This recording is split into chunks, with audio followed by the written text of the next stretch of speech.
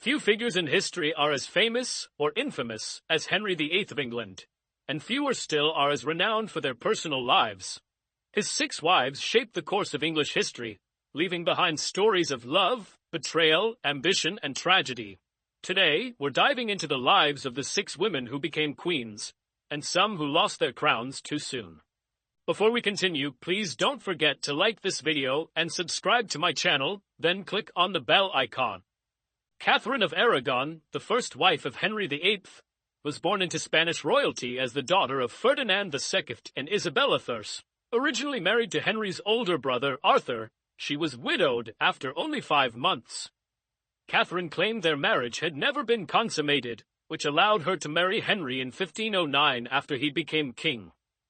For over 20 years, Catherine was a devoted queen and even acted as regent when Henry was at war. However, despite 6 pregnancies, only one child, Mary, later Mary I, survived. Henry, desperate for a male heir, sought an annulment, arguing that their marriage was cursed because of her previous union with Arthur. Catherine refused, insisting her marriage to Arthur had not been consummated. Her resistance set off the chain of events that led to England's break with the Catholic Church and the establishment of the Church of England. Stripped of her title and isolated, Catherine remained defiant until her death in 1536, still calling herself Queen of England. Her legacy endures as a central figure in the English Reformation and mother of Mary I, the first reigning Queen of England. Anne Boleyn, the second wife of Henry VIII, played a pivotal role in the English Reformation. Born into the English nobility, Anne spent much of her youth in the courts of Europe, where she gained a reputation for her intelligence and charm. When she returned to England, she quickly caught Henry's eye, but unlike many of his earlier mistresses, Anne refused to become his lover without the promise of marriage. Henry, desperate for a male heir and infatuated with Anne, sought an annulment from his first wife, Catherine of Aragon. When the Pope refused, Henry broke from the Catholic Church, creating the Church of England with himself as its head, enabling him to marry Anne in 1533. Anne gave birth to one child, Elizabeth, who would later become one of England's greatest monarchs, but failed to produce a male heir. Her failure to bear a son, combined with political enemies and Henry's growing interest in Jane Seymour, led to her downfall. In 1536, Anne was arrested on charges of treason, adultery, and incest, which were likely fabricated. She was found guilty and executed by beheading. Despite her tragic end, Anne's legacy endures through her daughter, Queen Elizabeth I, and her role in shaping England's religious and political landscape during the Reformation. Jane Seymour, Henry VIII's third wife, is often remembered as the queen who gave him the long-desired male heir. Unlike Anne Boleyn, Jane was known for her quiet, modest demeanor. She served as a lady-in-waiting to both Catherine of Aragon and Anne Boleyn, before catching Henry's eye. Jane and Henry married in 1536, just days after Anne Boleyn's execution. In 1537, she gave birth to Prince Edward, Henry's only legitimate son and future king, fulfilling Henry's wish for a male heir. Sadly, Jane died just 12 days after Edward's birth, due to complications from childbirth. Although her time as queen was brief, Jane was the only one of Henry's wives to receive a queen's funeral, and Henry chose to be buried beside her upon his death. Her legacy lives on through Edward VI, though he too had a short reign, dying at just 15 years old. Anne of Cleves, Henry VIII's fourth wife, had the briefest marriage of all his queens. Born into German nobility, her marriage to Henry was arranged in 1540, as part of a political alliance between England and her brother, the Duke of Cleves, to strengthen ties during the Protestant Reformation.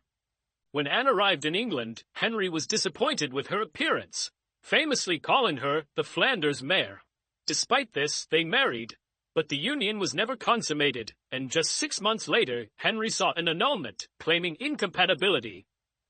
Anne agreed to the annulment without protest, and in return, Henry granted her a generous settlement, including several estates, and she was given the title, the king's beloved sister. Anne remained in England and lived comfortably, outlasting Henry and all his other wives. She was the only wife to be buried in Westminster Abbey, maintaining a favorable relationship with Henry and his children until her death in 1557. Katherine Howard, Henry VIII's fifth wife, was a cousin of Anne Boleyn, and came from the powerful Howard family. She became queen in 1540, when she was just a teenager, after catching Henry's eye while serving as a lady-in-waiting to Anne of Cleves. Henry, much older by this time and desperate for youth and affection, was enamored by Catherine's beauty and energy. However, their marriage was short-lived. Just over a year into the marriage, rumors surfaced about Catherine's previous relationships before becoming queen and her alleged affairs while married to Henry. An investigation confirmed these accusations, and in 1542, Catherine was arrested, charged with treason, and sentenced to death. Like her cousin Anne Boleyn, she was executed by beheading at the Tower of London. Catherine was only about 18 or 19 years old at the time of her death, and her brief and tragic reign is remembered as one of youthful indiscretion and court intrigue. Katherine Parr, Henry VIII's sixth and final wife, was an intelligent, twice-widowed noblewoman who became queen in 1543. Unlike Henry's previous wives, Catherine was not chosen for her beauty or to provide an heir, but for companionship and her ability to care for the aging king. Catherine was highly educated and a devout Protestant. She played a key role in promoting the Protestant Reformation and even published religious writings, a rare achievement for a woman of her time. As queen, she helped reconcile Henry with his daughters, Mary and Elizabeth, ensuring they were restored to the line of succession.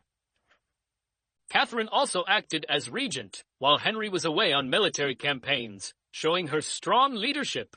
After Henry's death in 1547, she remarried Thomas Seymour, the brother of Jane Seymour. Tragically, Catherine died a year later in 1548, shortly after giving birth to her only child. Katherine Parr is remembered for her intellect, her influence on Henry's children, and her role in the advancement of Protestantism in England. She outlived Henry and was the most stable and supportive of his wives.